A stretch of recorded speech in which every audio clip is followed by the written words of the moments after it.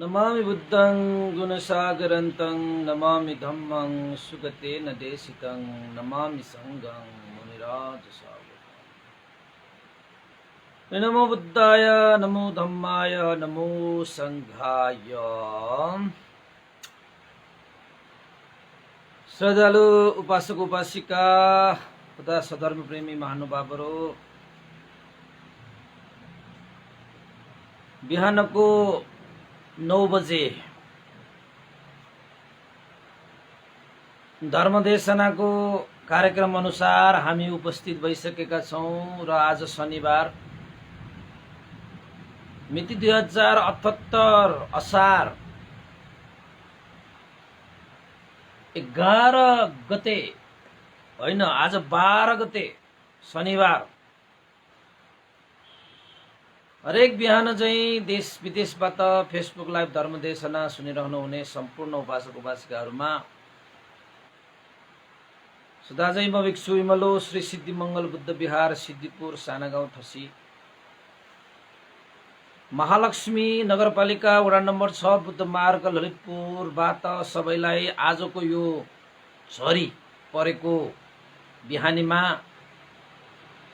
चारैतिर अँध्यारो भइरहेको यो समयमा तपाईहरुलाई उज्यालो उज्यालो न्यानो न्यानो स्वागत टक्राउन चाहन्छु। त उपासक उपासिकाहरू, घाम परोस्, पानी परोस्, हावा चलोस्, अँध्यारो होस्, उज्यालो होस्, जाडो होस्, गर्मी होस्, हामी यसरी निरन्तर धर्मदेशना गर्दै आइरहेको आज 460 भाग भनेपछि करिब करिब हामी 15 महिना भन्दा पनि नागिसकेका छौं। 15 महिना जति पुगिसकेका छौं है।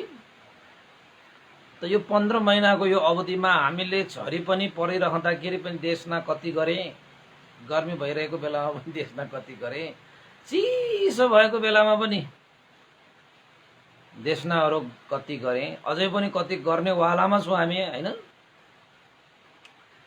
त उपासक उपासिकाहरू, तपाईहरुको स्थानहरुमा पनि अहिले झरी परिरहेको हुनुपर्छ र न्यानो भएर धर्मदेशना सुन्नु होला।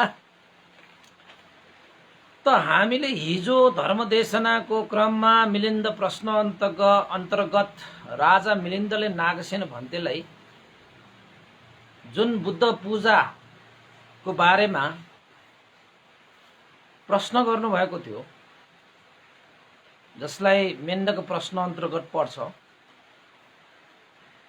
कि महापरिनिर्वाण भइसकेका तथागत भगवान शास्ताले अब हामीले पूजा गरेको स्वीकार्दैन भने कसरी त्यसको आनिशंस महान हुन सक्छ? जब हामीले गरेको पुण्य नै स्वीकार गर्दैन भने कसरी चाहिँ तपाईको त्यसको आनिशंस महान फल हुन्छ होला त? यदि हामीले पूजा सत्कार गरेको त्यो भगवान बुद्धले स्वीकारी रहिरहेको भए यो संसारमा कतै न कतै कुनै न कुनै रूपमा अस्तित्व छ भने त साधारण अरु जस्तै हुने भयो। त साधारण अरु जस्तो व्यक्तिलाई त्यत्रो पूजा आजा गरेर के अर्थ भयो र? अरु जस्तो नै हो भने त भगवान बुद्धलाई नै यसरी नामले आदर सरकार गौरव राखेर पूजा गर्नुपर्ने भन्ने पनि हुँदैन, अरूलाई परे पनि भइहाल्यो। त दुवै किसिमले पनि भगवान बुद्धलाई पूजा गर्नुमा चाहिँ व्यर्थता विरोधीहरूले प्रस्तुत गर्छन् भन्थे। यसको विषयमा प्रकाश पार्नु पर्यो भन्ने विषयलाई लिएर नागसेन भन्तेले हिजो तपाईहरुलाई मैले उपमा पनि दिएँ, मिलिन्द राजाले दिनुभएको उपमाहरू र यस्ता उपमाहरू धेरै उपमाहरू दिनुभएको थियो। जस्तै आगोको उपमा हैन, आगो निकाल्नेको उपमा, आँधी बेरीको हावाको उपमा, त्यस्तै गरी तपाईँको चाहिँ ढोलक बजाएको उपमा, विभिन्न उपमाहरू त नागसेन भन्तीले दिएकै हो। त आज पनि त्यस्ता केही उपमाहरू भाग दोस्रोको भागको रूपमा चाहिँ केही उपमाहरू म तपाईँहरूलाई नागसेन भन्तीले दिनुभएको ती उपमाहरू अझै सान्दर्भिक छ। त्यसरी ती सान्दर्भिक उपमाहरूलाई हामीले किन छोडेर जाने? हुन त हिजोकै त्यो देशनाबाट पनि कति कुराहरू त प्रष्ट भइसकेको छ। तैपनि अब थप उपमाहरू प्रष्ट पार्ने देशनालाई म अगाडि बढाउन चाहन्छु। त नागसेन भन्तेले मिलिन्द राजालाई भन्नुभयो,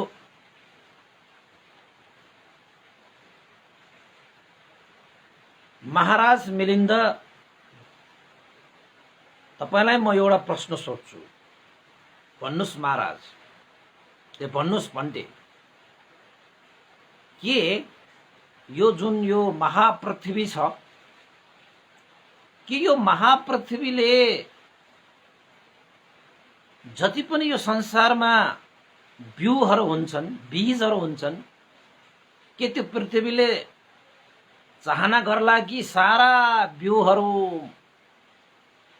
महापृथ्वीमा बीजारोपण गरोस्? ती बिउहरूलाई म स्वीकार्दछु भनेर महापृथ्वीले भन्ला त, चाहला त? उसले त्यो चाहना गर्छ कि गर्दैन त महाराज? त मिलिन्द राजाले के भन्यो, महापृथ्वीले बिउहरू उसलाई रोपोस् नरोपोस्, पृथ्वीलाई रोप्ने नरोप्नेमा कुनै त्यस्तो चाहना नहुने र पृथ्वीमा त्यो रोपिएको स्वीकार गर्ने अस्वीकार गर्ने नै हुँदैन।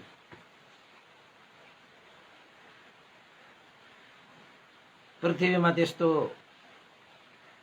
संसारका सारा बिउ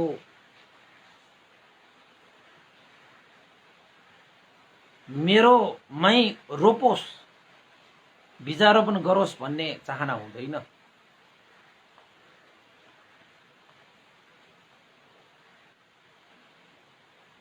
नागसेन भन्तीले भन्नुभयो, तैपनि जुन यो महापृथ्वीले जति पनि हामी बिउ रोप्छौं, त्यो पृथ्वीको चाहना अनुसार पनि होइन, चाहना नभएको अनुसार पनि होइन, त्यो त हामीले गर्ने हो। हामीले रोपेको त्यो बिउ त्यो पृथ्वीले स्वीकार्छ स्वीकार्दैन, त्यसमा सवाल भएन। पृथ्वीमा जसले जे रोप्छ त्यो अनुसार त उसले फल फलाउँछ। त्यो पृथ्वीले स्वीकारेको मात्रै फल फल्छ, अस्वीकारेको फल फल्दैन भन्ने हुँदैन। किन त भन्दाखेरि महापृथ्वी भनेको कुनै पनि विषयलाई स्वीकार गर्ने र अस्वीकार गर्नेबाट मुक्त हुनुहुन्छ।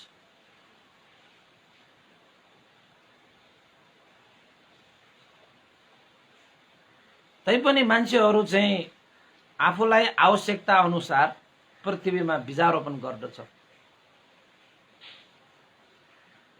मिलिन्द राजाले भन्नुहुन्छ, हो भन्ते नागसेन, मान्छेहरू पृथ्वीमा बीजारोपण गरेर त्यो बिउ बीजारोपणबाट बिउबाट टुसा पलाउँछ, टुसाबाट वृक्ष हुन्छ र वृक्षबाट फल फल्छ, फलबाट फेरि बिउ हुन्छ। यो त पृथ्वीको महापृथ्वीको एउटा स्वभाव धर्मै हो। हामीले रोपेको बिउ पृथ्वीले स्वीकार्यो स्वीकारेन भन्ने अर्थ नै होइन।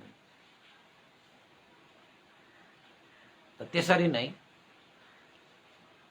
नागसेन भन्तेले मिलिन्द राजालाई सम्झाउनु भयो, महाराज,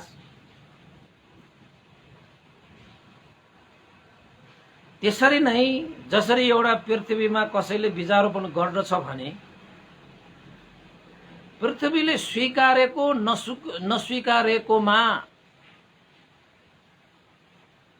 नस्वीकारेको विषय होइन कि कसैले बीजारोपण गर्यो भने जस्तो बीजारोपण गर्यो उस्तै उसले फलाउँछ। तपाईले रोपेका ती बिउहरू पृथ्वीले स्वीकारेको होइन, नस्वीकारेको पनि होइन। यो त स्वभावगत धर्म।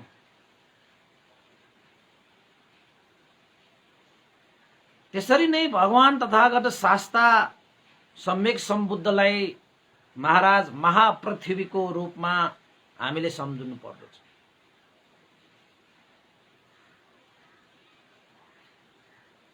जसरी महापृथ्वीमा जसले जस्तो बिउ रोपेर उस्तै फल प्राप्त गर्दछ, जसलाई जे चाहना हुन्छ त्यस्तै फल रोपेर उसले चाहिँ फल फलाएर आफ्नो जीविकासम्म पनि यापन गर्छ।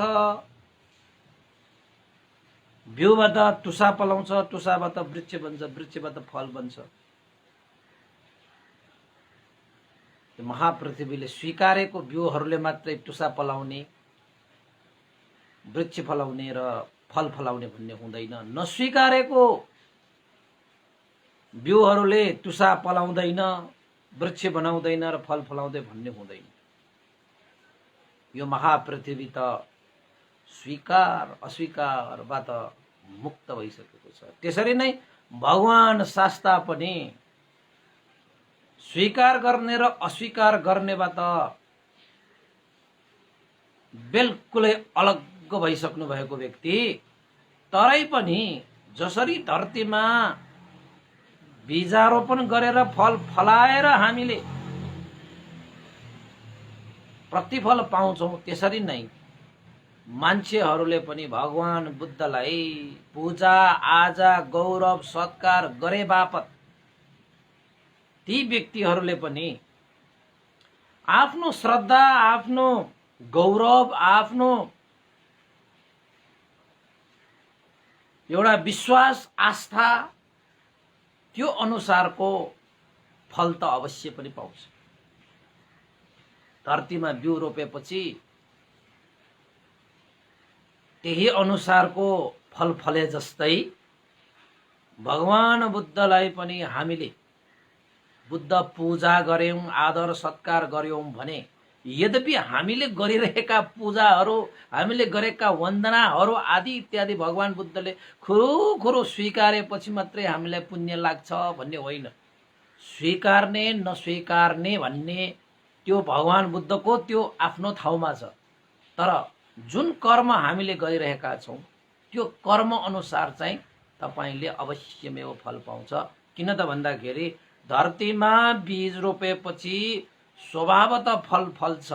त्यसरी नै भगवान बुद्ध पनि महापृथ्वीको गुण भएको व्यक्ति भएको कारणले गर्दाखेरि भगवान बुद्ध संसारबाट महापरिनिर्वाण भएर गइसक्दाखेरि पनि हामीले गरेको पूजा स्वीकार अस्वीकार भन्ने अर्थबाट बिल्कुलै मुक्त भइसक्दाखेरि पनि हामीले गरेको कुशल चेतना, हामीले बीजारोपण गरेको कुशल कर्मको अनुभवले, हामीले गरेको पुण्यको अनुभवले जसले बुद्ध पूजा गर्दछ ती व्यक्तिहरूलाई फलदायी हुन्छ, आनिसंस प्राप्त हुन्छ। जसले भगवान बुद्धको श्रद्धा आस्था गौरव राखेर उनीहरूले कुशल कर्म गर्दछ त्यस्ता बुद्ध पूजा अचूक छ, अचूक छ। अवश्यमेव त्यसको फल पाउँछ, अवश्यमेव त्यसले के भन्छ फल पाउँदछ। हेर्नुस् त अब भगवान बुद्ध र महापृथ्वीको गुण धर्मलाई तपाईले सँगै राख्नुभयो भने महापृथ्वी र भगवान बुद्धको गुण उस्तै उस्तै।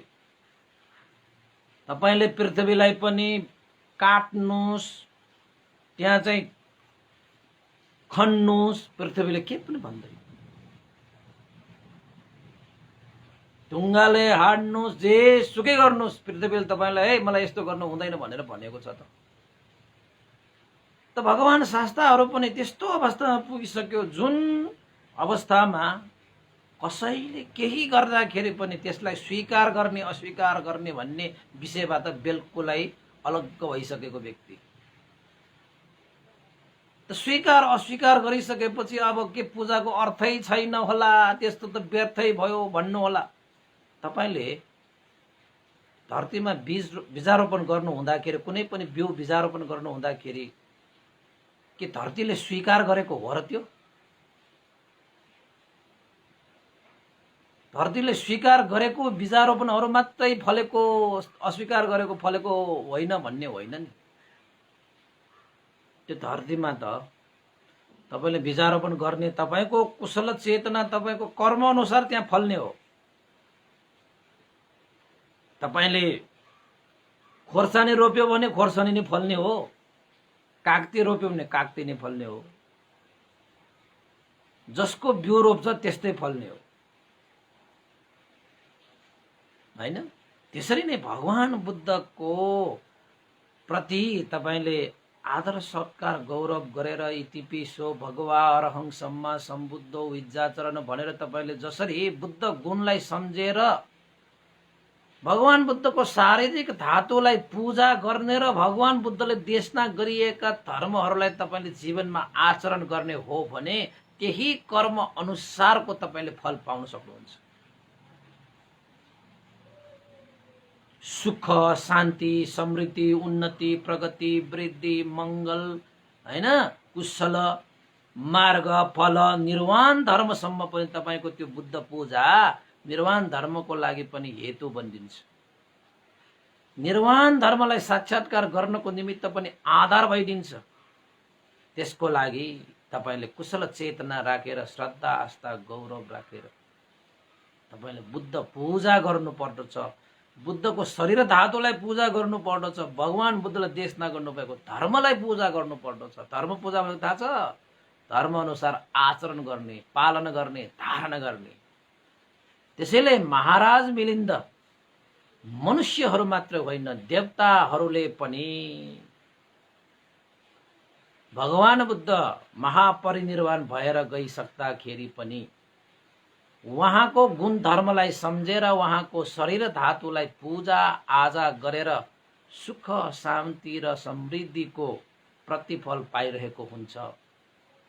उहाँको धर्म पूजा गरेर उहाँको धर्मलाई आफूहरूले जीवनमा धारण गरेर पालन गरेर धर्म पूजा गरेर तीनैवटा सम्पत्ति प्राप्त गरिरहेको हुन्छ। त्यो भनेको कस्तो? मार्ग सम्पत्ति, फल सम्पत्ति र निर्वाण सम्पत्ति। यसलाई नवलोकोत्तर धर्म पनि भनिन्छ। उपासक उपासिकाहरू विभिन्न कुराहरू भनिन्छ। मार्ग 4वटा, फल 4वटा र निर्वाण एउटा, जसलाई नवलोकोत्तर धर्म भनिन्छ। यो संसार, यो लोकबाट उत्तर तएर गइसकेको, अब यो संसारको यो माया मोह, यो तृष्णा, यो अविद्या, यो भवचक्र, हैन, यो चाहिँ अनित्य दुःख अनात्मामा तपाईँ चाहिँ भुलिरहनु पर्ने अवस्था हुँदैन। साराका सारा चिजहरूबाट सदाको लागि मुक्त भएर गइसकेको अविद्या र तृष्णा चित्तबाट सदाको लागि निर्मूल भइसकेको अवस्था, क्षय भइसकेको अवस्था। त भगवान बुद्धहरूले अब कसरी चाहिँ स्वीकार अस्वीकारमा अड्किएर बस्नु होला? जब अविद्या र तृष्णा भनेको चिजै छैन त कसरी स्वीकार गर्ने अस्वीकार गर्ने? तर स्वीकार गर्दैन भन्दै गर्दाखेरि पनि बुद्ध पूजाको आनिसंस महान हुन्छ। शरीर धातुको पूजाको आनिसंस महान हुन्छ। धर्म पूजाको आनिसंस महान हुन्छ। जसरी महाधरतीमा, महापृथ्वीमा रोपिएको बीजारोपण जस्तै हो। पृथ्वीले स्वीकार र अस्वीकार गर्ने भन्ने हुँदैन। त्यो त चाहनेहरूले बीजारोपण गरिसकेपछि आफूले फलाएर लिने हो। आफ्नो कुशल चेतना, पुण्य कर्मले त्यो प्राप्त गर्ने हो। त्यसरी नै भगवान बुद्धले हामीले गरेको पूजा स्वीकार गरेर नलिए तापनि हामीले गरेको कुशल चेतना पुण्यको अनुभवले त्यहाँबाट हामीलाई सुख, शान्ति, समृद्धि र तीनैवटा सम्पत्ति प्राप्त हुन्छ। बुझिरहनु भएको छ तपाईहरुले? त्यसैले चाहिँ जुन यो धरतीमा गुणधर्म हुन्छ, धरतीको गम्भीरता, सहनशीलता, कर्मको प्रतिफल दिन सक्ने, हैन, आफ्नो कुनै स्वार्थ छैन, माटोको के स्वाद, तर तपाईँले त्यो केही स्वाद नभएको माटोमा तपाईँले चाहेको स्वाद अनुसारको बीजारोपण गर्नुभयो भने त्यही स्वाद त्यसले दिन सक्छ। माटोले के दिन सक्दैन? माटोले हिरा मोती ज्वाला पन्ना के दिन्छ? सारा चिज त धरतीमै हुन्छ त। तपाईले चाहनु मात्र पर्छ, तपाईले जान्नु मात्र पर्छ। गम्भीर आदि गम्भीर यो महापृथ्वीले सारा चिज तपाईलाई दिन सक्छ। तपाईको कर्म मात्र सही हुनुपर्छ, तपाईले जान्नु मात्र पर्छ। धरती जस्तो गम्भीर भगवान तथागत शास्ता पनि हुनुहुन्छ। तपाईको श्रद्धा आस्था गौरवले भगवान बुद्धको गुणानी स्मरण गरेर सारा चीज प्राप्त गर्न सक्नुहुन्छ भने तपाईको चाहिँ हैन सप्ततिंश बोधिपक्षीय धर्महरू छन् नि, 37वटा बोधिपक्षीय धर्महरू साराका सारा चीजहरू तपाईले पाउन सक्नुहुन्छ। र तपाईको जीवन के हुन्छ? सुन्दर शान्त विशाल सुख शान्ति र समृद्धि उन्नति प्रगति दुःखबाट मुक्त भवचक्रबाट मुक्त आश्रयबाट क्षय। एउटा उपमा नागसेन पन्थीले मिलिन्द राजालाई दिनुभयो। त भगवान बुद्धको बुद्ध पूजामा यो अर्थ हुन्छ भन्ने कुरालाई छ्याउँदै त्यसरी नै भगवान नागसेन पन्थीले अर्को एउटा पनि उपमा दिनुभयो। महाराज मिलिन्द, तपाईले कहिलेकाहीँ पहिला तपाईले सुन्नु भएको छ कि पेट भित्र पनि जुका पर्छ, जुका परेको भन्ने कुरा तपाईले सुन्नु भएको छ? भन्थे मैले त्यसरी पनि सुनेको छु। कोही कोही मान्छेहरूको पेट भित्र नै जुका उत्पन्न भएको हुन्छ। के त महाराज, जुन मान्छेले आफ्नो पेटमा जुका उत्पन्न गरेको छ, के त्यो मान्छेले मेरो पेटमा जुका उत्पन्न होस् भनेर उसले स्वीकारेको हो र? भन्थे नागसेन, कसले चाहन्छ र आफ्नो पेटमा जुका पलाओस्? कसैले चाहदैन।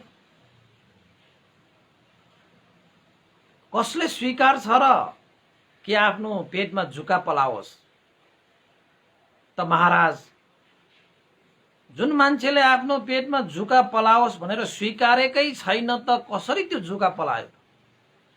स्वीकारेपछि मात्रै त्यसको प्रतिफल हुने भए जसले आफ्नो पेटमा जुका पलाओस् भनेर स्वीकारेकै छैन त उसको पेटमा कसरी जुका पल्टायो होला? भन्थे नागसेन, अब उसको कर्म संस्कारहरू होला, उसले खानपान गरेको नभएको होला, उसकै कर्मको कारणले पेटमा जुका पलायो। त्यो मान्छेले स्वीकारोस् नस्वीकारोस् त्यसमा के फरक पर्छ? उसले त कर्म त त्यस्तै गरेको छ, उसको चाहिँ कर्म संस्कारै त्यस्तो होला नि त भन्थे। महाराज, त्यसरी नै जो मान्छेले स्वीकार नगर्दाखेरि पनि आफ्नो पेटमा जुका पलाउँछ, स्वीकारेर पलाएको त होइन, उसको कर्म संस्कारले त्यो जुका पलाएको हो भने पेटले स्वीकार्नु पर्ने भन्ने अनिवार्य विषय त होइन रहेछ। त्यो त कर्म संस्कारमा भर पर्ने रहेछ भनेपछि भगवान बुद्धलाई पूजा सत्कार गरेको विषयलाई पनि स्वीकार गर्छ कि अस्वीकार गर्छ कि भन्ने विषयमा अल्मलेर बस्नुहुन्न। भगवान बुद्धले स्वीकारै नगरे तापनि हामीले गरेको कुशल पुण्यको आनुभावले हामीलाई त फल प्राप्त भइहाल्छ नि। कहाँ गएर तपाईले भगवान बुद्धले तिमीले गरेको पूजा स्वीकार छ कि अस्वीकार गर्छ म तपाईँ चाहिँ अल्झिरहनु भएको छ? कर्म त तपाईको हो नि। संसारका सारा दुःखबाट मुक्त भएर संसारलाई सारा दुःखबाट मुक्त गर्ने मार्ग प्रशस्त गर्ने, मनुष्य देव ब्रह्माहरूले पूजा सत्कार आदर गौरव गर्ने, गुणै गुण सागर समान गुणले सम्पन्न भएका तथागत भगवान बुद्धलाई स्मरण गर्नु, भगवान बुद्धको गुणलाई सम्झिनु, भगवान बुद्धको शरीर धातुलाई पूजा गर्नु, भगवान बुद्धले प्रज्ञप्त गर्नुभएका धर्मलाई पालन गर्नु, धारण गर्नु, त्यो त हाम्रो कर्म हो। हामीले गरेको कर्मको फल हामीलाई प्राप्त हुँदैन त? त्यसैले महाराज विरोधीहरूले स्वीकार नगरिएको पूजाको कुनै अर्थ छैन भनेर तर्क गर्छ भने त्यो तर्क गलत साबित हुन्छ। त्यो तर्क कुनै पनि अर्थ नभएको त्यो चाहिँ तर्क हो, पूजामा अर्थ नभएको होइन, त्यसको तर्कमा अर्थ नभएको। त्यसैले महाराज जसरी कुनै मान्छेले स्वीकार नगर्दाखेरि पनि उसको कर्म संस्कार अनुसार उसको पेटमा जुका लागे जस्तै भगवान बुद्धले पनि तपाईको पूजा सत्कार स्वीकार नगर्दाखेरि पनि तपाईको कर्म संस्कारले श्रद्धा आस्था गौरवले गरिएको पूजा सत्कार अवश्यमेव त्यसको आनिसंस हुन्छ, त्यो फलदायी हुन्छ, त्यो अचूक हुन्छ। मनुष्य देवता र ब्रह्माहरूले सम्म पनि भगवान बुद्ध महापरिनिर्वाण भइसक्दाखेरि पनि बुद्ध पूजा गरिरहेकै हुन्छ, धर्म पूजा गरिरहेकै हुन्छ। किन त भन्दाखेरि जसले जस्तो चेतना राखेर श्रद्धा आस्था गौरव राखेर उसले कर्म गर्दछ, त्यो कर्म गराइबाट उसलाई अवश्य फल प्राप्त गर्दछ। तिनैवटा सम्पत्ति प्राप्त हुँदछ, मार्ग फल निर्वाण जस्ता तिनैवटा सम्पत्ति पनि प्राप्त गर्दछ भनेर मिलिन्द राजाले नागसेन भन्तेले मिलिन्द राजालाई एउटा अर्को पनि उपमा दिए। स्वीकार नगर्दाखेरि पनि कर्मको कारणले गर्दाखेरि आनिसंस प्राप्त हुने, प्रतिफल प्राप्त हुने विषयमा पनि एउटा थप उपमा पनि दिनुभयो। त्यस्तै गरी अर्को एउटा पनि उपमा दिनुभयो। महाराज तपाईले मान्छेहरूमा रोग लागेको त पक्कै देख्नु भएको छ होला। भन्ते मैले बिरामीहरू थुप्रै देखेको छु, रोगले ग्रस्त व्यक्तिहरू थुप्रै देखेको छु। त्यसो भए महाराज त्यति बेला कतिवटा रोग थियो त, कति प्रकारको रोग थियो त भन्दाखेरि 98 प्रकारका रोगहरू थियो। 98 हैन त नागसेन भन्तेले मिलिन्द राजालाई भन्नुभयो मान्छेहरूको आफ्नो शरीरमा 98 वटा रोगहरू लाग्न सक्छ। अहिले त के रोग आयो होइन, कति छ, यो पनि रोग बन्छ, त्यो पनि रोग, अहिले त कोरोना पनि रोग थप्यो, नाना थरीका रोगहरू त थप्यो। तर सबै चीजहरू यो 98 रोगहरूमा आधारित रहेर त्यो उत्पन्न हुने रोगहरू हुन् के तिनीहरू। मान्छेहरू संसारमा 98 वटा रोगहरूले ग्रसित छन् महाराज। के त जो रोगी छन् ती मान्छेहरूले आफ्नो शरीरमा रोग लागोस् भनेर स्वीकारेको छ र जति पनि रोगबाट ग्रसित भएका व्यक्तिहरूले आफ्नो शरीरमा रोग लागेको त्यो चीजलाई चाहिँ स्वीकारेर उनीहरूले चाहिँ रोगलाई पालेर बसिरहेको हो र?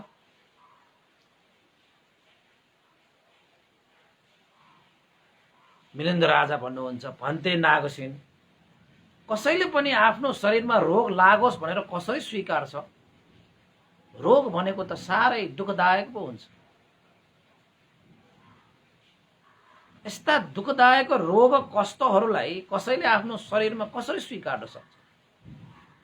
सबैले मेरो शरीरमा रोग नलागोस् यानी कि आएको रोगलाई पनि अस्वीकार गर्दछ, स्वीकार त गर्दैन। नागसेन भन्तेले भन्नुहुन्छ जबकि कुनै मान्छेले आफ्नो शरीरमा रोगलाई स्वीकार नगर्दा पनि रोगहरू त 98 वटा रोगहरू त आएको छ।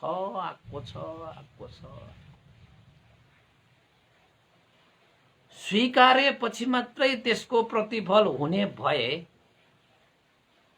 रोगलाई त स्वीकारेको छैन मान्छेहरूले, तैपनि रोग चाहिँ कसरी आयो त? स्वीकार त हामीलाई पनि स्वीकारेको छैन।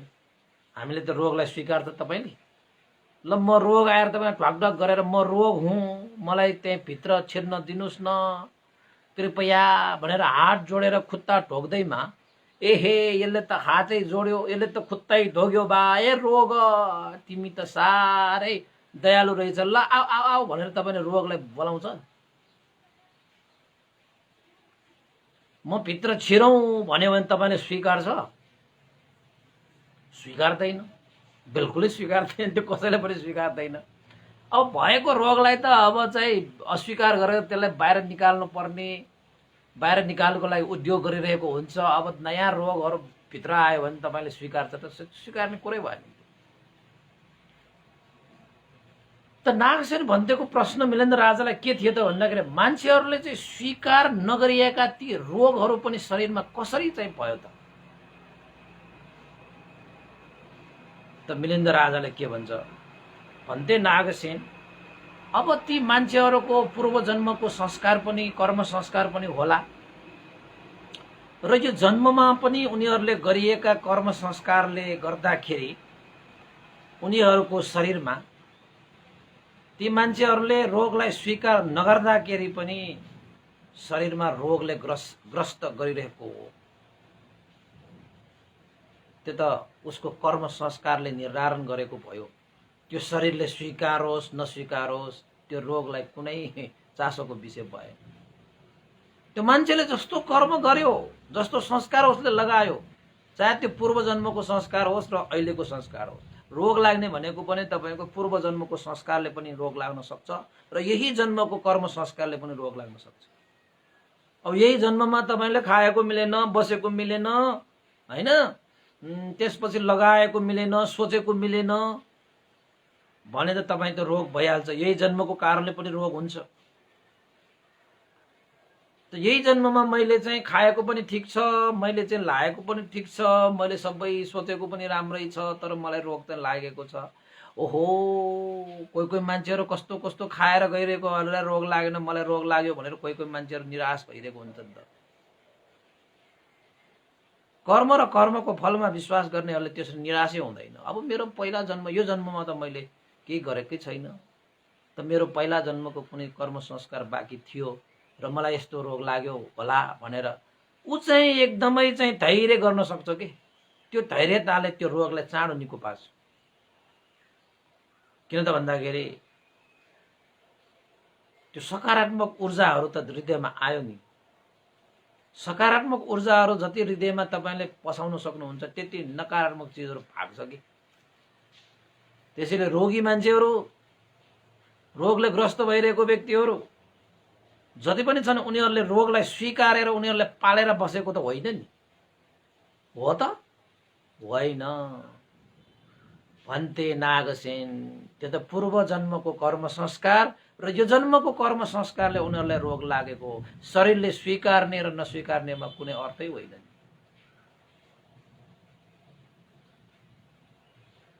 शरीरले स्वीकार नगरे तापनि रोगहरू त आउँछ,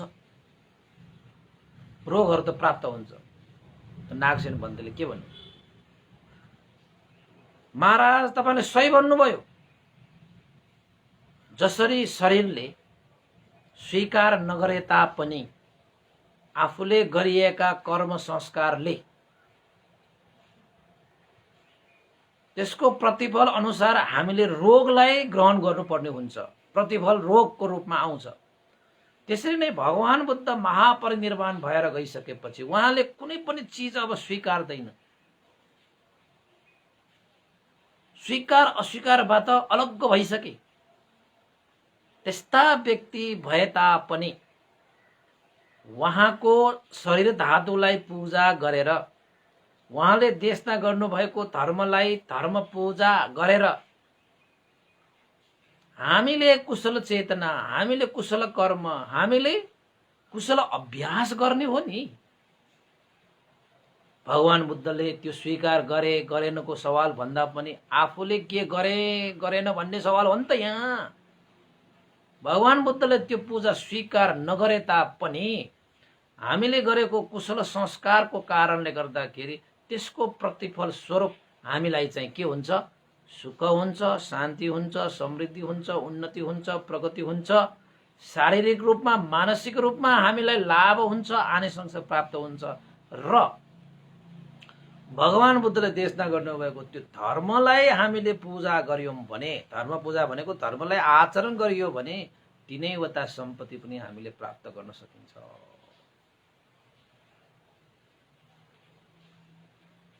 अरूको विषय, अरूकोमा स्वीकार अस्वीकारको सवाल होइन, तपाईको कर्ममा निर्भर पर्ने विषयहरू हो। तपाईले फल फलाउने धरतीको विषय होइन, तपाईले रोपेको बिउको विषय हो। धरती त उसले त फलाइहाल्छ, उसको स्वभावै फलाउने हो। तपाईले जस्तो बिउ त्यहाँ रोप्नुहुन्छ त्यस्तै फलाउँछ। धरतीलाई मलाई त मन परेन, म तिमीलाई अर्कै फल फलाइदिन्छु भन्दैन नि, भन्छ कि के हो? त्यस्तो हुँदै हुँदैन। त्यो संसारको नियमै होइन त्यो। त्यसैले महाराज मनुष्य र देवताहरूले भगवान बुद्धको शरीर धातुलाई पूजा गरेर, भगवान बुद्धद्वारा प्रतिवाद धर्मलाई अभ्यास गरेर मनुष्य र देवताहरूले महान आनिसंस प्राप्त गरिरहेका हुन्छन् र गर्ने पनि छन्। तीनैवटा सम्पत्तिलाई प्राप्त गर्दछन् र गर्ने पनि छन्। गर्ने पनि छन् भनेको भविष्यकाल होइन, भविष्यकाल भनेको अनागतमा। अब 500 वर्ष पछिको कुरा, अहिलेको हिसाबबाट त अहिलेको हामीले जुन यो समय छ, उहाँहरूको नागसेन भद्र मिलिन्द्र राजाको लागि त यो समय त उहाँहरूको लागि त अनागत थियो नि, भविष्य थियो नि त। तर हामीले प्राप्त गरेन त अब। त्यसैले महाराज विरोधीहरूको यो तर्क निष्फल हुन्छ, तिनीहरूको तर्क गलत साबित भयो।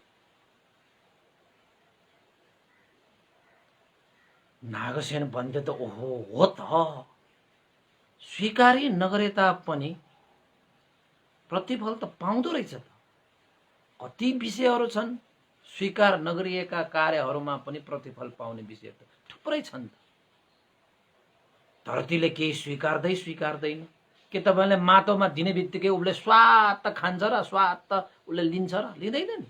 तपाईले जसरी राख्नुहुन्छ त्यसरी, उसले स्वीकारेको अस्वीकारेको भन्ने नि होइन। तपाईको शरीरमा रोग लाग्ने पनि तपाईको शरीरले स्वीकारेको हो र त्यो?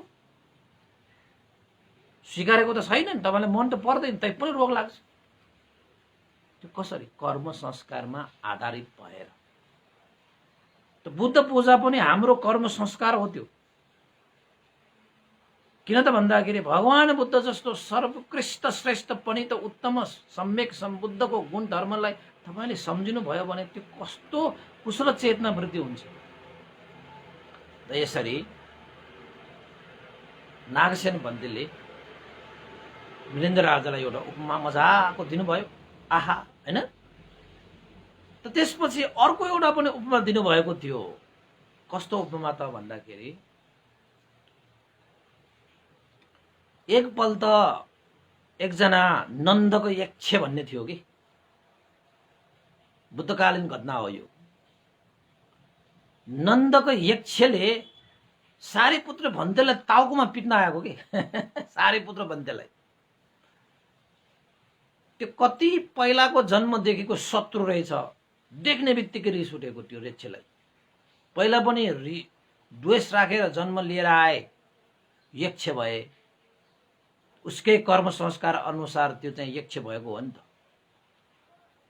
तपाईलाई कसैलाई नर्कमा जन्म लिने, कसैलाई चाहिँ कहाँ जन्म लिने इच्छा त हुँदैन नि। तैपनि तपाईँ कोही नर्कमा पुगिरहेका हुन्छन्, कोही चाहिँ पिचास भइरहेका हुन्छन्, कोही चाहिँ यक्ष भइरहेका हुन्छन्, असुरहरू कि। कसरी किन भइरहेको? उनीहरूको कर्म संस्कारले भएको हो।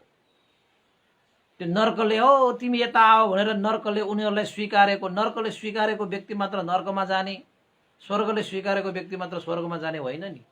त्यो त तपाईको कर्ममा निर्भर हुने विषय भयो।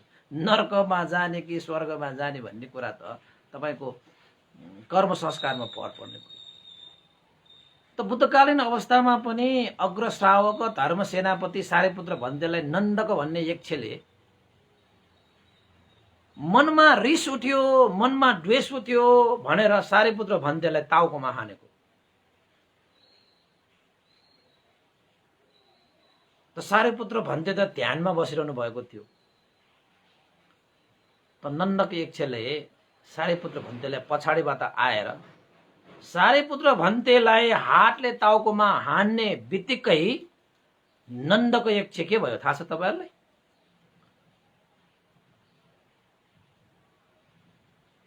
भूमिले निलेको भनेको मतलब भूमि नै चर्केर त्यो नन्दको यक्ष सारीपुत्र भन्तेलाई पिट्ने बित्तिकै सारीपुत्र भन्तेलाई द्वेषको कारणले हातले छुने बित्तिकै नन्दको यक्ष भूमिमा विलीन भएर गएर अविची नर्कमा पुग्यो।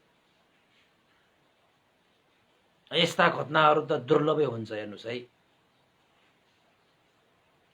त्यहाँनिर सारीपुत्र भन्तेले मलाई हान्ने यो नन्दको यक्ष अविची नर्कमा झरोस् भनेर आदेश पनि दिएको छैन। तपाईहरुको भाषामा त शराप भन्छ हैन, शरापेको पनि छैन। त यो धरतीले यस्तो हो उस्तो भनेर उसले तानेको पनि होइन। तर सारीपुत्र भन्तेलाई नन्दको यक्षले चाहिँ टाउकोमा हानेपछि अब कहीँ कहीँ त्यहाँ हानेको भनेको छ, कहीँ कहीँ चाहिँ टाउकोमा हानेको छ भनेर पनि भनेको छ हैन। अब सारीपुत्र भन्ते जस्तो शुद्ध पवित्र निश्चल हैन मैत्री भाव गर्ने व्यक्तिलाई ध्यान भावना भइरहेको बेलामा त्यसरी अकुशल चेतना राखेर उसले जुन कर्म गरे त्यो नन्दको यक्षले त्यही कर्मको उसले भोग गरेको हो नि। कहाँ सारीपुत्र भन्ते जस्तो व्यक्तिले उसलाई केही त्यस्तो ल तिमी नर्क झरोस् भनेर आदेश गर्छ, श्राप गर्छ। महाराज तपाईले यो नन्दको यक्षको कुरा त तपाईले सुन्नु भएको छ होला नि। वीरेन्द्र राजाले भने हो नागसेन भन्ते मैले सुनेको छु। सारीपुत्र भन्तेलाई छुने बित्तिकै नन्दको यक्ष धरतीमा विलीन भएको थियो। धरती नै चिरेर धरती फाटेर नन्दको यक्षलाई निलेको थियो। अविची नर्कको त्यो अग्निले उसलाई लपेटेर लगेको थियो। त्यो मैले सुनेको छु।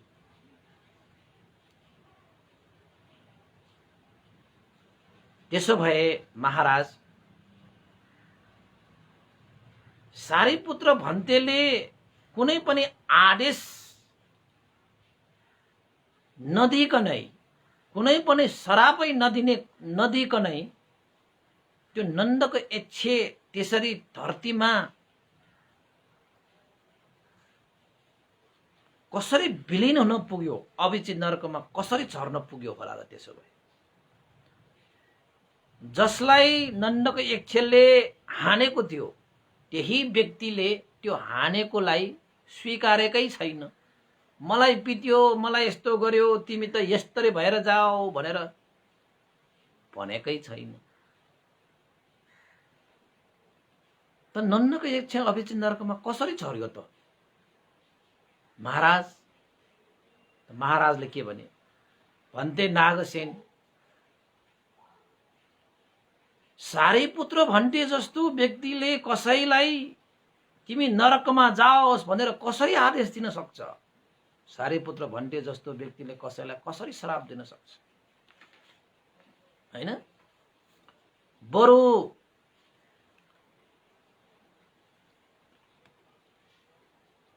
संसारको चन्द्र सूर्य विलीन भएर जाला, सुमेरु पर्वत चकनाचुर भएर जाला, यो संसार नै विनाश भएर जाला, तर सारीपुत्र भन्ते जस्तो महान व्यक्तिले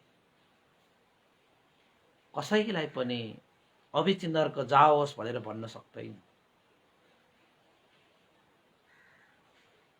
कसैलाई पनि दुःख हुने किसिमले सारीपुत्र भन्तेले आदेश पनि गर्न सक्दैन।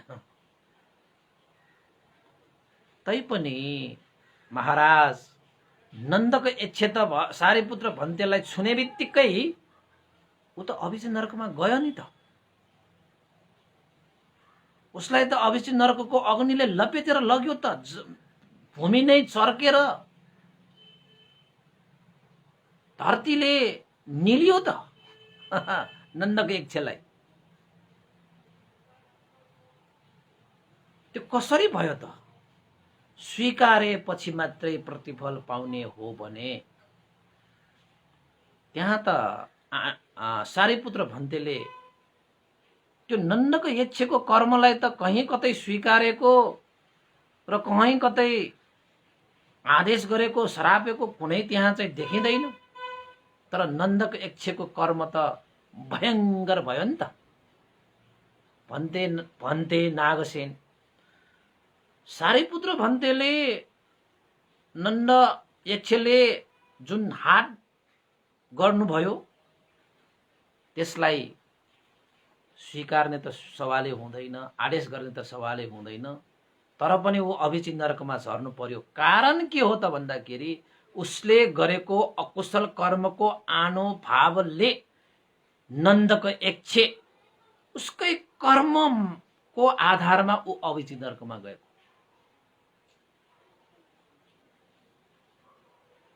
जमिनै फाटेर,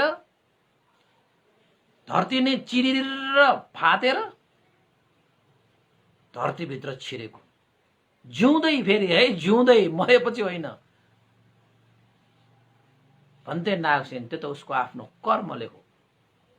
बस महाराज, हामीले पनि प्रतिफल पाउने भनेको कर्म गरे अनुसार हामीले प्रतिफल पाउने हो। भगवान बुद्धले यो गरिएको बुद्ध पूजा स्वीकार छ स्वीकार्दैनको सवाल होइन। हामीले गरेको कुशल चेतनाको, हामीले गरेको कुशल कर्मको आनुभावले हामीले प्रतिफल पाउने हो।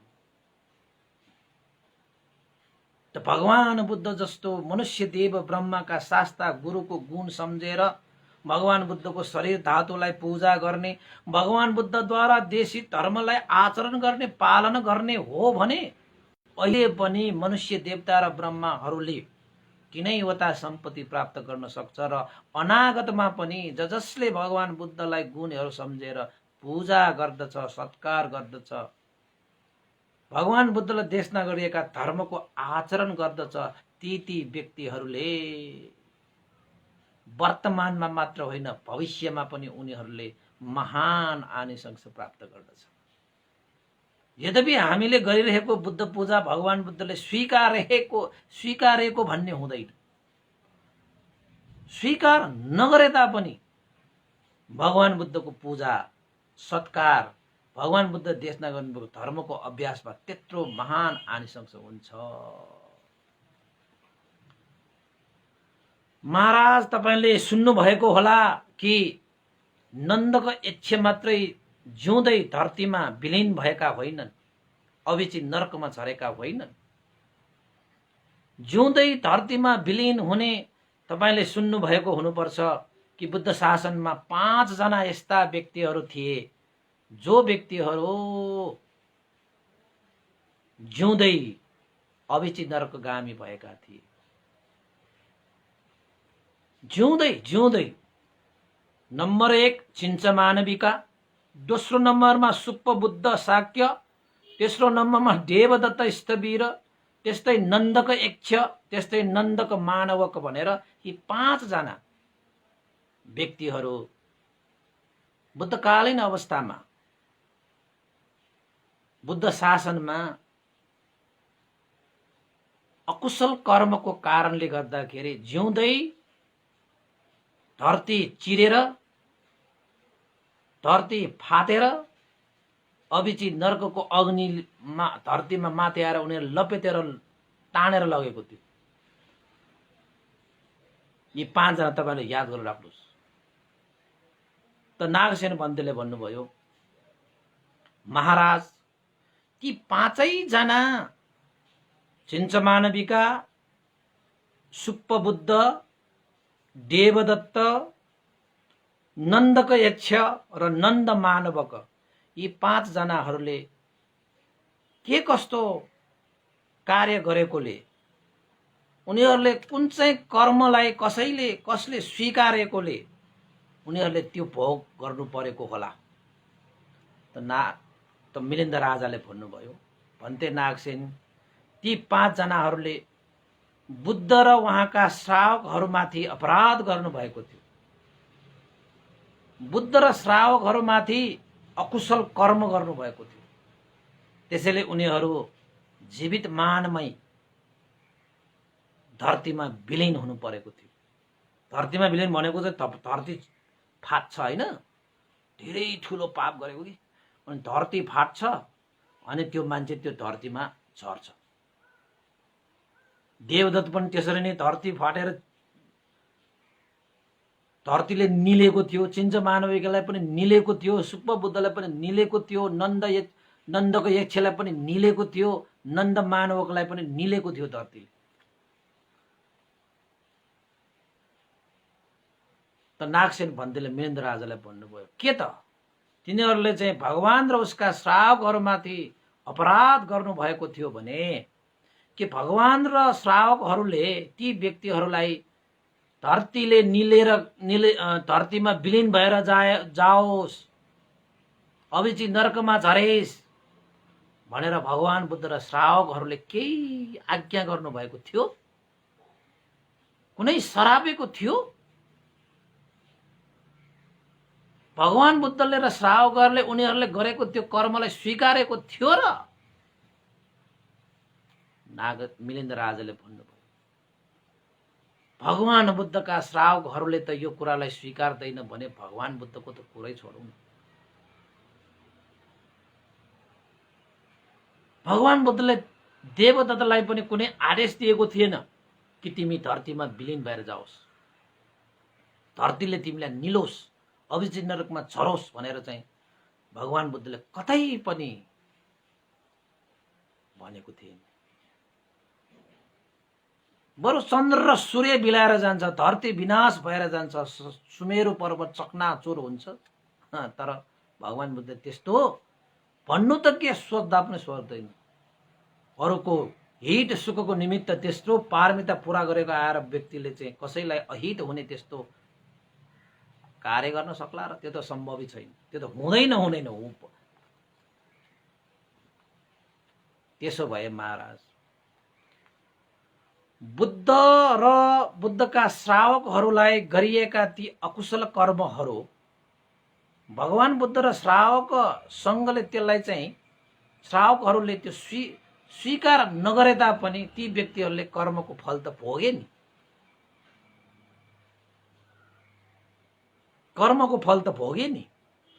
भनेपछि स्वीकार नगरे तापनि हामीले गरिएका कर्म संस्कारहरूको फल चाहिँ पाउँछ।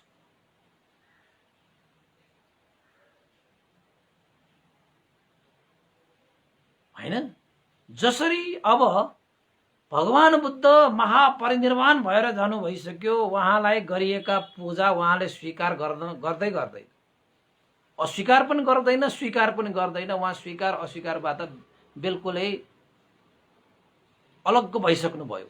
उहाँ महापरिनिर्वाण यानी कि अनुपादिशेष महापरिनिर्वाण भइसक्दाखेरि मात्रै उहाँले त्यो पूजालाई स्वीकार नगरेको त होइन नि।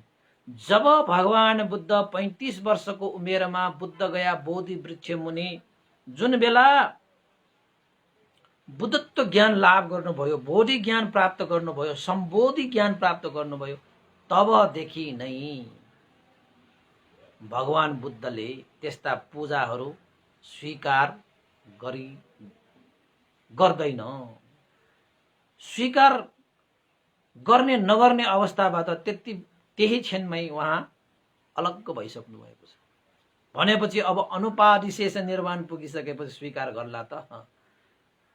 सौपादिशेष भनेको यो शरीर, यो पञ्चस्कन्ध भएको अवस्थामा निर्वाण प्राप्त गरेको व्यक्तिलाई सौपादिशेष निर्वाण भनेर भनिन्छ।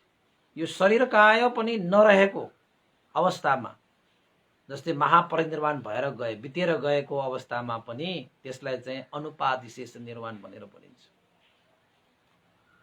त्यसैले निर्वाण भनेको कहाँ, कसरी, के भन्ने कुरा त तपाईँ तृष्णाबाट अलग भएर तपाईँ जीवितमान भएको अवस्थामा पनि निर्वाण सुखलाई अनुभव गर्न सकिन्छ। के रहेछ त? त्यो सुख पाएपछि अब संसारमा कुनै सुखै चाहिँदैन। यो सांसारिक सुख नचाहिएपछि यो सांसारिक सुख त नक्कली रहेछ, बल्ल मैले सक्कली सुख अब पाए त सक्यो त।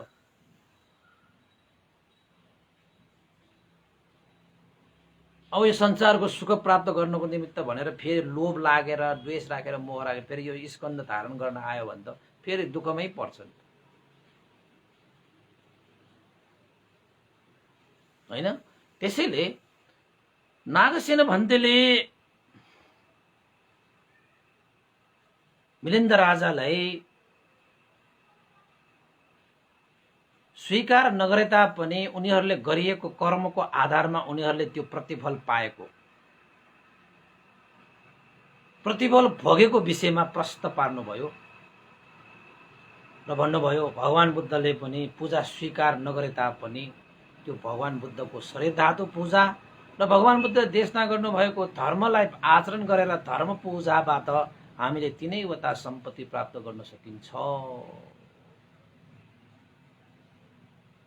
महाराज यो विषय जानियो भने विरोधीहरूले गरिएको तर्क गलत साबित हुन्छ। स्वीकारै नगरेको पूजाको के अर्थ, स्वीकारै नगरेको पूजाको के आनिसंस प्राप्त हुन्छ र भन्छ भने उनीहरूको त्यो तर्क गलत हुन्छ महाराज, गलत हुन्छ महाराज, गलत हुन्छ। बुद्ध शासनमा ठुल्ठुला अपराध, ठुल्ठुला अकुशल कर्म गरेर जिउँदै त तपाईको चाहिँ धरतीमा विलीन भएर जानु पर्यो, अभिचित नरकमा झर्नु पर्यो। यद्यपि भगवान बुद्ध कसैलाई दुःख दिन चाहनुहुन्न, श्रावकहरूले दुःख दिन चाहनुहुन्न। तैपनि 5 जना यस्ता व्यक्तिहरू छन् जिउँदै अकुशल कर्मको कारणले गर्दाखेरि नरकगामी भए, नरकगामी भए। थाहा छ नि तपाईहरुलाई चिन्छ मानविका, फेरि दोहोऱ्याए। चिन्छ मानविकाले त भगवान बुद्धलाई त औँला ठहराएर बस यहाँ आएर कति न चाहिँ नौतङ्की गरेर चाहिँ उपदेश दिएर बस्दो रहेछ, मलाई पेट बोकाएर सेवा गर्न आउनु पर्दैन। यहाँ त मक्क परेर देशना गरेर बसिरहेको छ। यहाँ पेट हेर, यत्रो बच्चा भइसक्यो, पेट बोकाएर मलाई चाहिँ सेवा गर्न आउनु पर्दैन, मलाई हेरचाह गर्न आउँदैन भन्न आउँदो रहेछ बा त्यस्तो धर्म सभामा। त्यो चिन्चा मानव कस्तो छोत्ता मान्छे, तीर्थङ्करहरूले गरेको, तीर्थङ्करहरूले पठाएको। आम्मामामामा भगवान बुद्धले के भन्नुभयो, हे चिन्चा मानविका, यो विषयमा कि तिमीलाई थाहा छ कि मलाई थाहा छ? यहाँ बसिरहेका मान्छेहरूलाई के भ्रममा पार्छौ? सत्य त तिमीलाई थाहा छ, मलाई थाहा छ नि।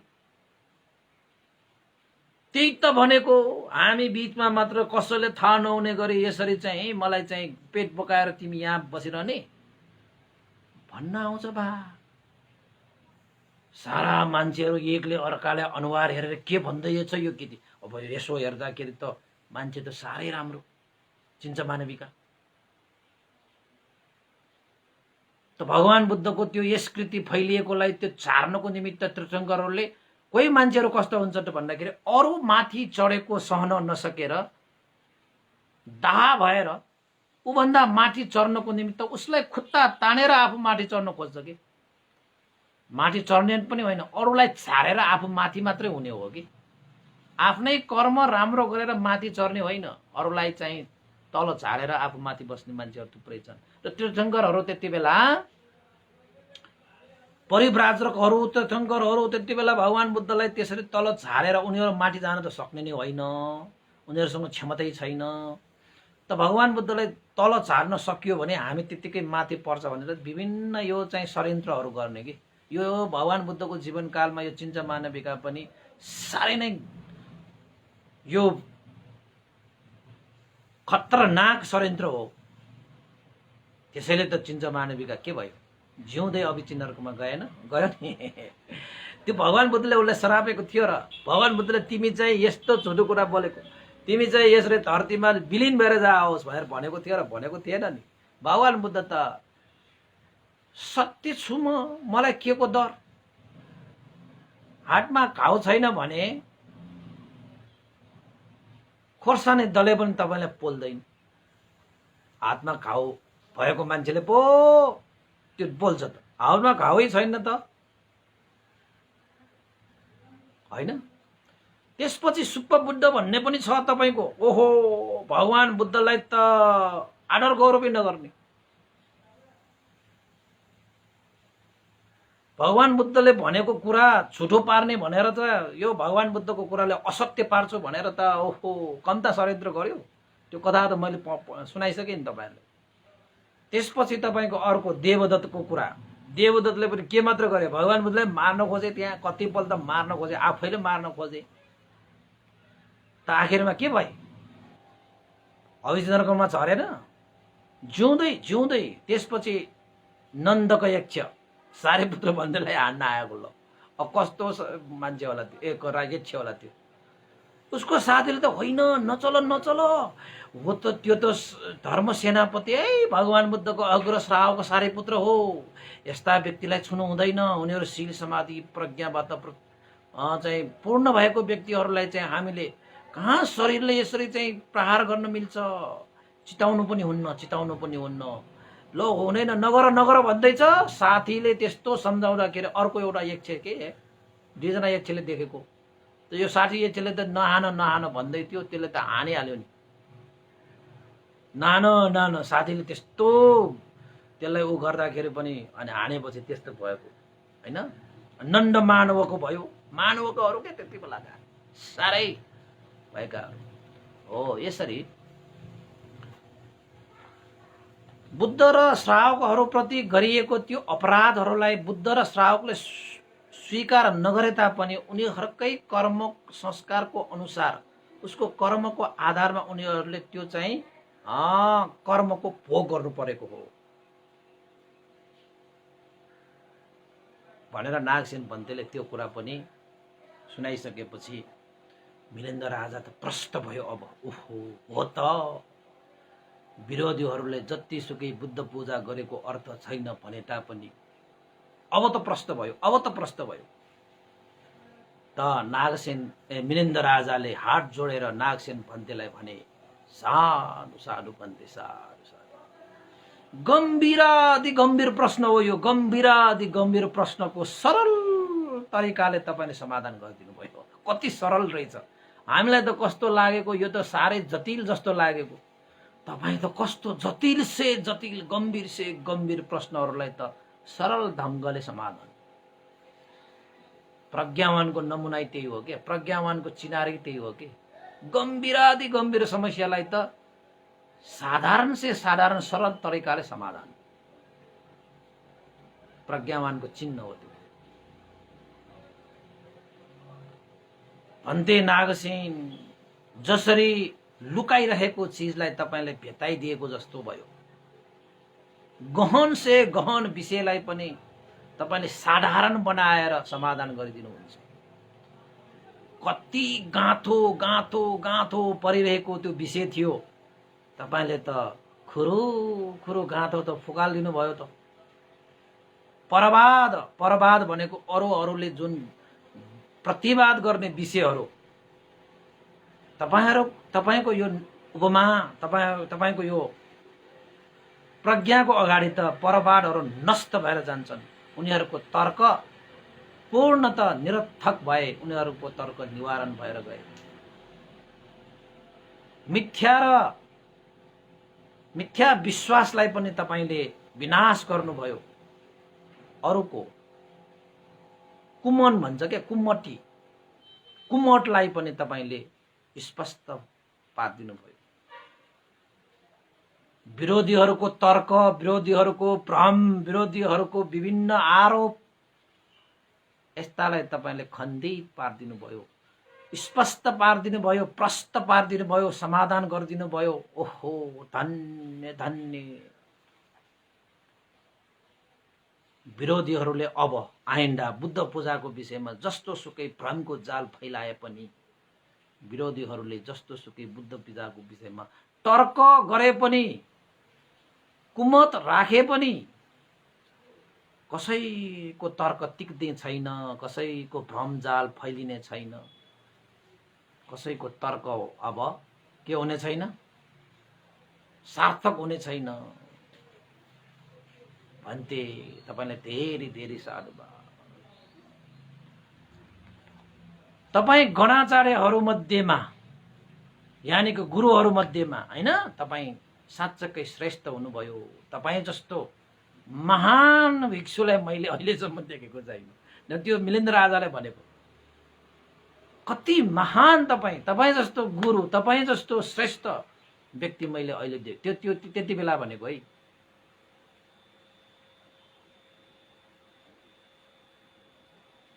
त्यस्तो एउटा चाहिँ महान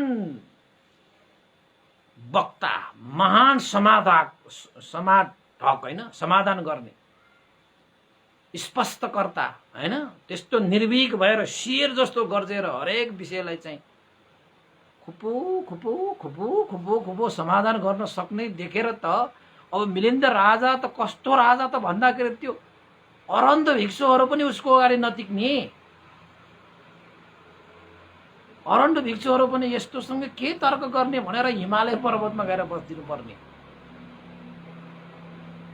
उसको तर्क गराइले गर्दाखेरि सबै अरन्तहरू पनि दिक्क भएर गइसकेको, जसको कारणले गर्दाखेरि अरण्ड भिक्षुहरूले चाहिँ जुन सधर्मलाई चिरस्थायी गर्नको निमित्त उनीहरूले धर्म प्रचार गर्नुपर्ने, बहुजन हित बहुजन सुखको कार्यलाई सम्पादन गर्नुपर्ने त्यो अवसरबाट पनि वञ्चित भए। त्यो नागसेनले त्यसरी मात्रै त्यो मिलिन्द्र राजा त्यसरी मात्रै प्रश्न गरेर सबैलाई दिक्क पार्ने हो भने त बुद्ध शासनै के भएर जान्छ, लोप भएर जान्छ। त नागसेन भन्थे बुद्ध शासनलाई पुनर्जागरण गर्नको निमित्त यो धरतीमा प्रादुर्भाव हुनुभयो। देवलोकबाट झरेको हुन त यो मिलिन्द्र राजा पनि देवता नै हो, देवलोकबाटै झरेको हो। दुवैजना देवलोकमा जन्मिरहेको हो। त्यो मिलिन्द्र राजा त पहिल्यै धरतीमा आएर हङ्गामा मचायो कि। त नागसेन भन्थे त यो हिसाबबाट मिलिन्द्र राजा भन्दा त कता हो कता उमेरले त सानै हो नि होइन। मिलिन्द्र राजाले यो धरतीमा हङ्गामा मचाइसकेपछि अश्वगुप्त अरन्त भिक्षुहरू देवलोकमा गएर महासेन देवपुत्रलाई प्रार्थना गरेर धरतीमा चाहिँ जन्मिनु पर्यो। मिलिन्द्र राजाले चाहिँ बुद्ध शासनको लागि नै यस्तो विघ्न बाधा अर्चनहरू ल्याउनु भएको छ, तपाईको आवश्यकता भएको छ, महासेन देवपुत्र धरतीमा पाल्नुहोस् भनेर अश्वगुप्त महादेव भन्तेले चाहिँ अनुरोध गरे अनुसार आएको हो नि त। त्यहाँ चाहिँ महासेन, यहाँ चाहिँ नागसेन भएको हो कि नाम चाहिँ। त यो मिलिन्द्र राजा पनि देवलोकबाट, तर हुन पनि दुईजना बुद्ध शासनकै अनुयायी नै हुन् दुवैजना। एक बुद्धान्तर अगाडिको काश्यप बुद्धको पालामा उनीहरू प्रवचित नै थिए दुवैजना, एउटै विचारमा बस्थ्यो उनीहरू दुवैजना। त्यो तपाईलाई चाहिँ मैले निदान र पूर्वयोगको विषयमा त भनिसकेको छु होइन।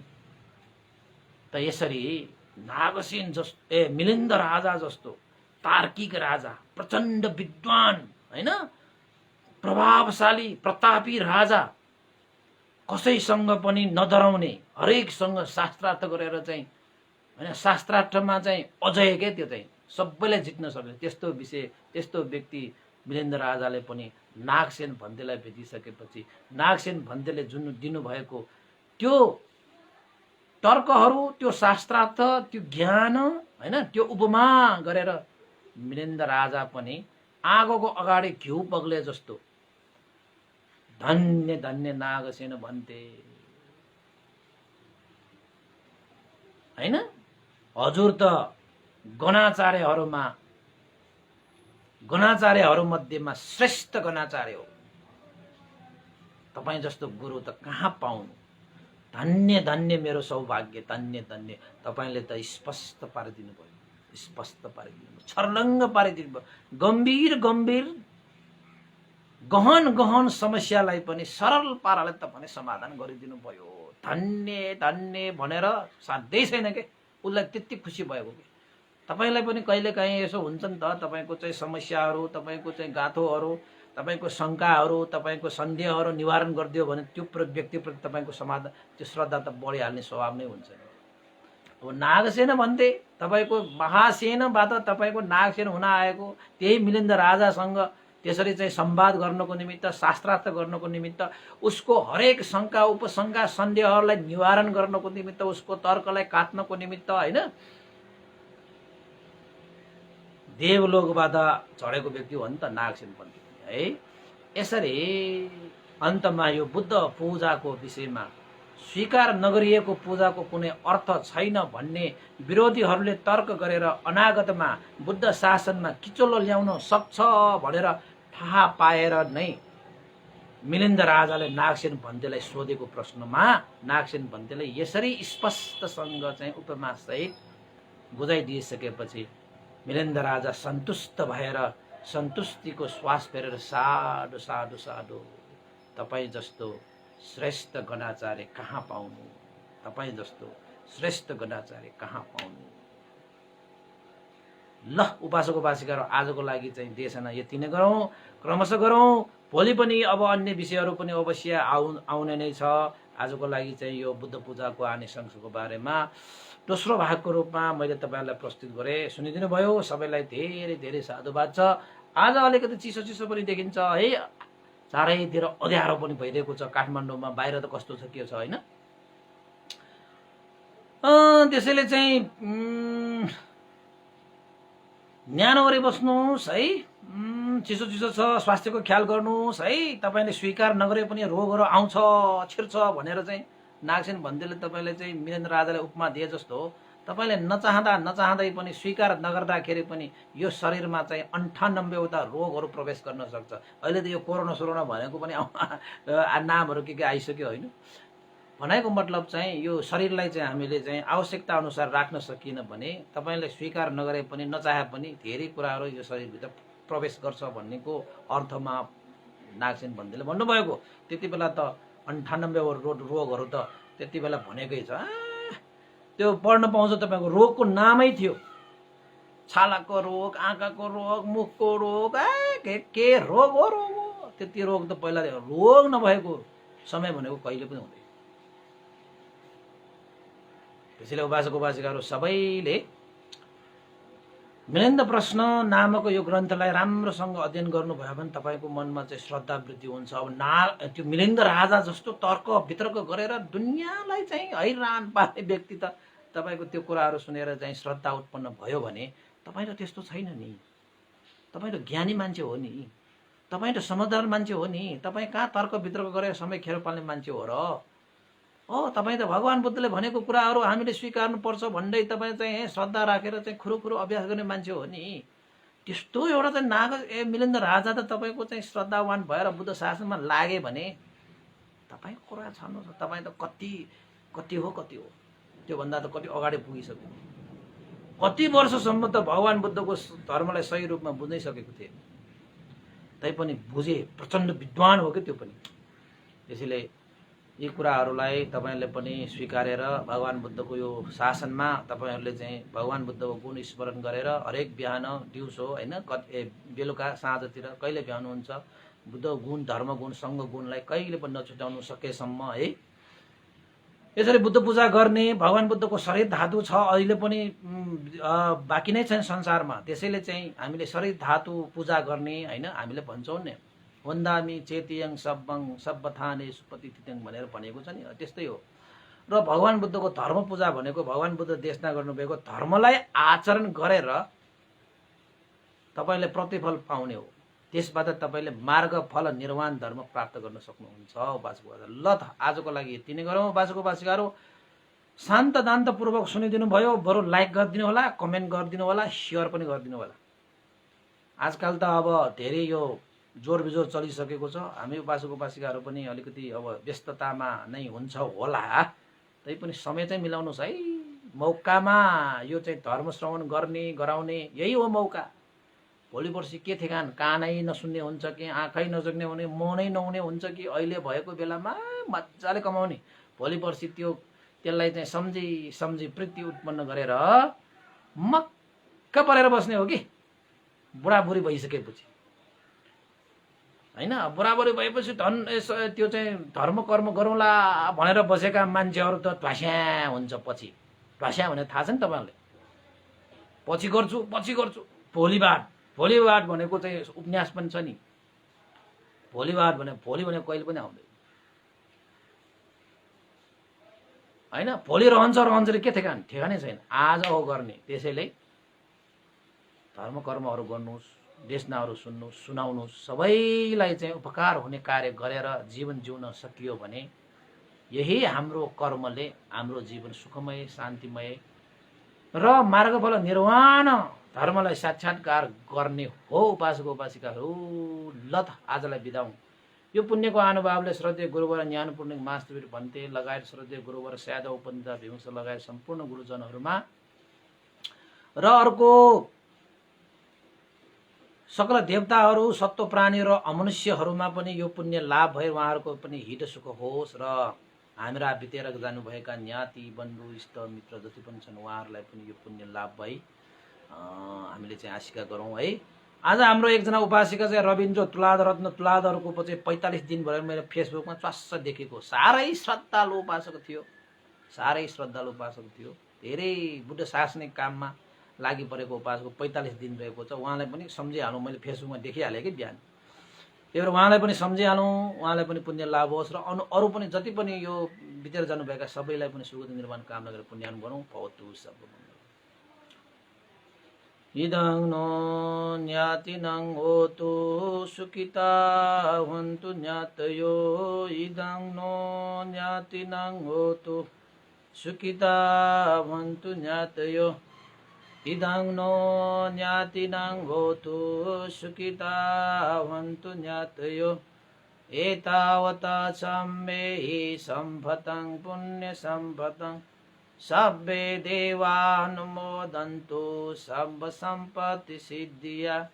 एतावता सम्मे हि सम्भतं पुण्य सम्पदं, सब्बे सत्तानुमोदन्तु सर्व सम्पत्ति सिद्धिया।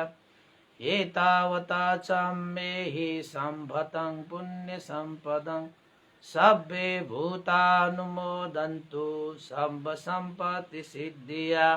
साधु साधु साधु भवतु सब मंगलं। सबैको जय होस्, मंगल होस्, कल्याण होस्।